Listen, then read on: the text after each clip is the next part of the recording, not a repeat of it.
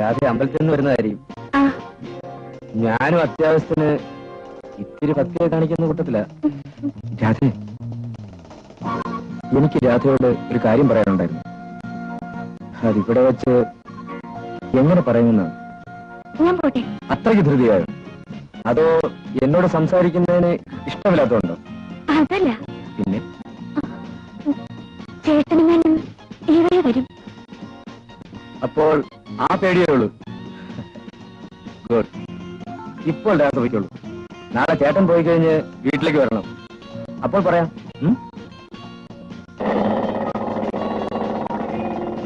വരില്ലേ?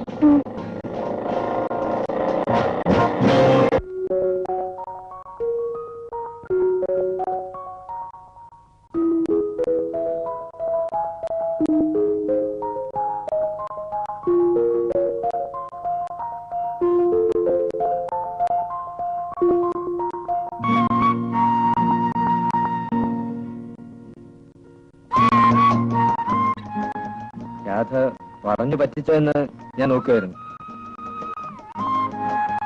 രാധ പിന്നെ ഒരു പ്രധാന കാര്യം പറയാനാണ് ഞാൻ വരാൻ പറഞ്ഞത്. പറയൂ, എനിക്ക് പോണം. ഇരിക്കുന്നേ, അങ്ങനെ പെട്ടെന്ന് പറഞ്ഞു തീർക്കാനുള്ള കാര്യമൊന്നുമല്ല.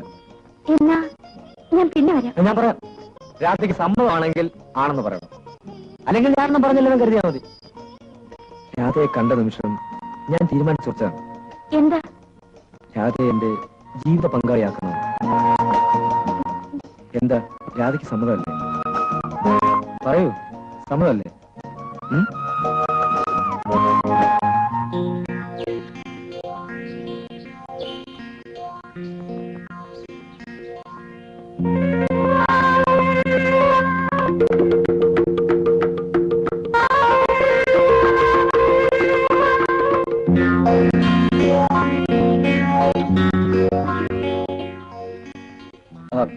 സോറി, പുറത്തു വന്ന് കുറെ നേരമായി വിളിക്കുന്നു.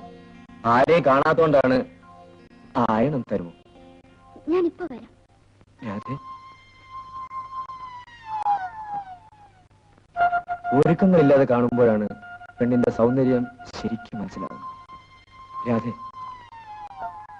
നീ സുന്ദരിയാണ്. രാധയെപ്പോലെ ഒരുവളെ ഭാര്യയാക്കാൻ കഴിയുന്നത് എന്റെ ഭാഗ്യമാണ്.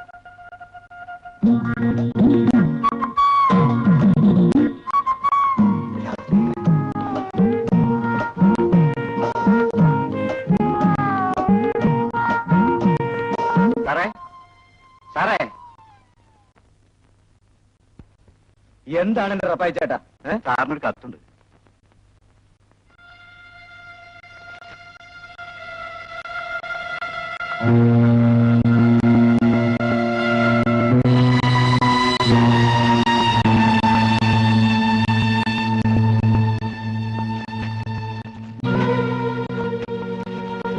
നാശം കത്താക്കാൻ വേണ്ടി സമയം.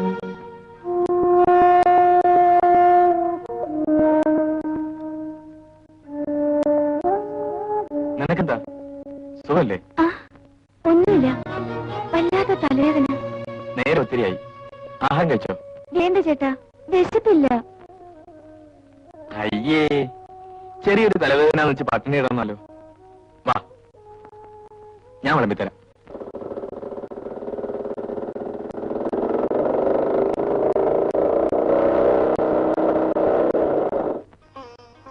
കാപ്പി കുടിച്ചിട്ട് പോയാൽ മതിയെന്ന് പറഞ്ഞിട്ട്. വേണ്ട, എനിക്ക് അല്പം തിരക്കുണ്ട്. നീ എന്താ പിന്നെ ഇങ്ങനെ നോക്കുന്നത്? ഒന്നുമില്ല. പിന്നെ ഞാൻ പോയിട്ട് വരാം.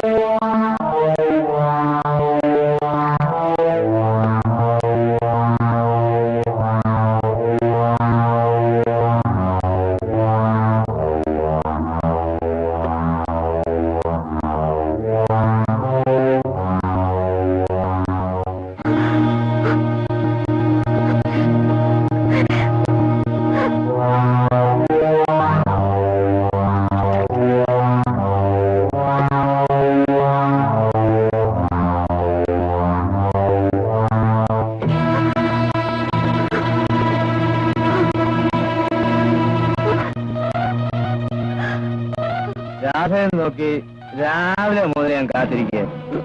നീ എന്താ വരായിരുന്നു? എന്നോട് അത്രയ്ക്കേ സ്നേഹമുള്ളൂ അല്ലേ?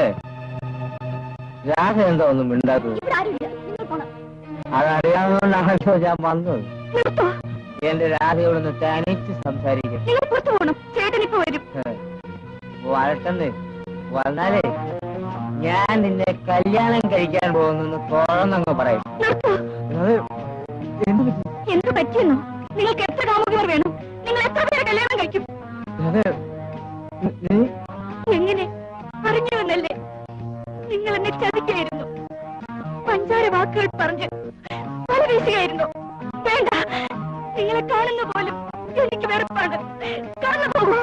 രാഘ എന്തോ തെറ്റിദ്ധരിച്ചിരിക്കണം. ശരിയാണ്, നിങ്ങളൊരു മനുഷ്യനാണെന്ന് തെറ്റിദ്ധരിച്ച് ഞാൻ സ്നേഹിച്ചു പോയി. ഇനി നമുക്ക് തമ്മിൽ ഒരു ബന്ധവുമില്ല. നിങ്ങൾ വീട്ടിൽ നിന്ന് ഇറങ്ങിപ്പോണം, അല്ലെങ്കിൽ ഞാൻ ബഹളം വെച്ച് ആളെ കൂട്ടും.